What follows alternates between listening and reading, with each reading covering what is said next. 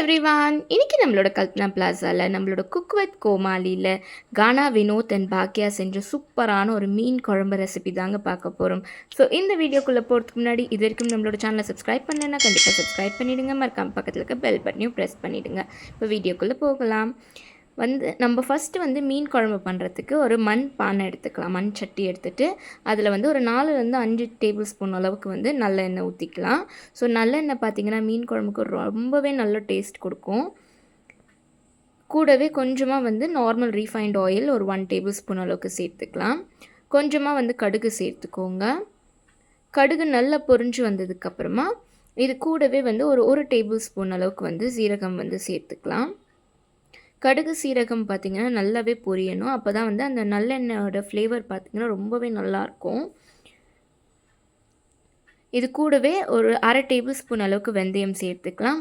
ஒரு காஞ்ச மிளகா சேர்த்துட்டு நல்லா கலந்து விட்டுக்கோங்க. ஒரு 10லேருந்து 20 பல் அளவுக்கு பூண்டு சேர்த்துக்கோங்க.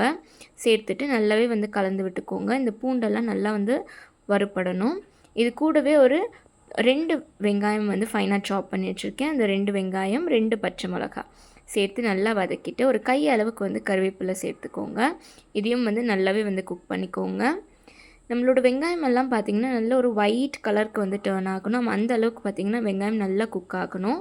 அப்போ தான் அந்த மீன் குழம்புல பார்த்திங்கன்னா ஆனியன் டொமேட்டோலாம் தனித்தனியாக இருக்காமல் எல்லாம் கலந்து ரொம்பவே சூப்பராக இருக்கும். இது கூடவே ஒரு 2 தக்காளி ஃபைனாக சாப் பண்ணி வச்சுருக்கேன். அதையும் சேர்த்துட்டு நல்லாவே கலந்து விட்டுக்கோங்க. இப்போ இந்த வெங்காயம் தக்காளி எல்லாமே பார்த்திங்கன்னா ரொம்பவே நல்லா குக் ஆகணும்.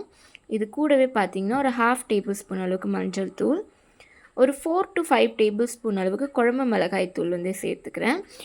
நீங்கள் குழம்பு மிளகாய் தூள் இல்லை normal chilli powder and coriander powder சேர்ப்பீங்கன்னா ரெண்டுமே 2.5 ஸ்பூன் அளவுக்கு சேர்த்துக்கோங்க. சேர்த்துட்டு இதை நல்லாவே கலந்து விட்டுக்கோங்க.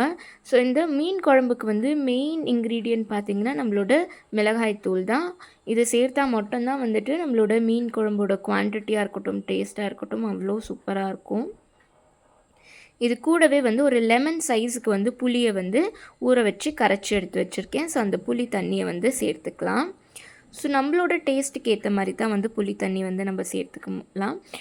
உங்களுக்கு நிறைய புளி தேவைப்பட்டுச்சுன்னா இன்னும் கொஞ்சம் எக்ஸ்ட்ரா கூட சேர்த்துக்கலாம். இப்போ இதுக்கு தேவையான அளவுக்கு உப்பு சேர்த்து நல்லாவே கலந்து விட்டுக்கோங்க.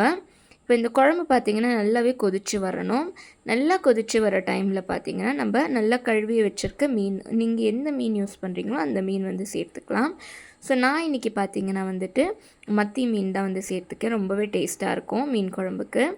பாருங்கள், இந்த மாதிரி நல்லா கொதிக்கிற டைமில் மீன் ஒன்று ஒன்றா சேர்த்துக்கோங்க. இது ஒரு 10 நிமிஷத்துக்கு அப்படியே விட்டுட்டிங்கன்னா அந்த மீனோட ஃப்ளேவர் எல்லாம் குழம்புல நல்லா இறங்கி ரொம்பவே சூப்பராக மீனெல்லாம் குக் ஆகி அவ்வளோ டேஸ்ட்டாக நம்மளோட மீன் குழம்பு ரெடி ஆகிடும். ஸோ இப்போ ஒரு 10 மினிட்ஸ் கழித்து நம்ம பார்க்கலாம். வாவ், பாருங்கள், அந்த நல்லெண்ணெய்லாம் மிதக்க மீன் குழம்பு அவ்வளோ சூப்பராக ரெடி ஆகிடுச்சு. இது மட்டும் இல்லைங்க, இதுக்கு முன்னாடி நம்மளோட சேனலில் நாங்கள் நிறைய ரெசிபீஸ் அப்லோட் பண்ணியிருக்கோம். இது வரைக்கும் பார்க்காதவங்க கண்டிப்பாக பார்த்துருங்க. இந்த வீடியோ உங்களுக்கு பிடிச்சிருந்ததுன்னா கண்டிப்பாக கல்பனா பிளாஸாக்கு லைக் பண்ணுங்கள், ஷேர் பண்ணுங்கள், சப்ஸ்கிரைப் பண்ணுங்கள், மறக்காமல் கமெண்ட் பண்ணுங்கள். Stay tuned with the channel for our upcoming video. See you, tata, bye bye.